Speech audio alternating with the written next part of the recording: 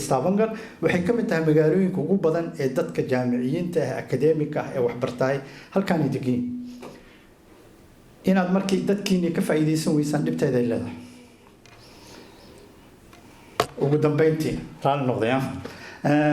hadda walaalaan ka wada hadlaynay waxaan arkay waxaan baadi gooba mugta Somali community regular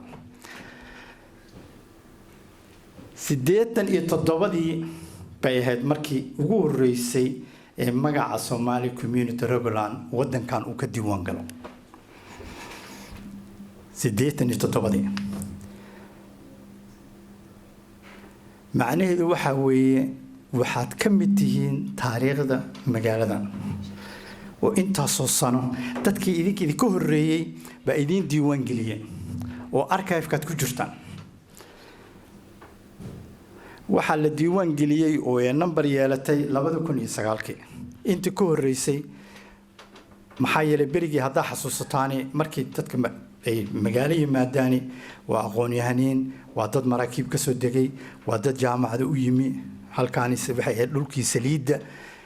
wixii aqoon leh halkaani u soo wada carari jireen dadkii halkan yimi beriga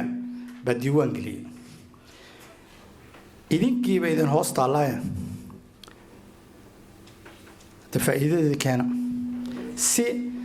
markii la gaaro 2037 dhalinyarada shir isugu imaan doontaa aysan uga wada hadlin dhibka maanta aan ka wada hadlayno laakiin uga hadlaan dhib ayaga ku cusub oo anaga aynan aqoon maanta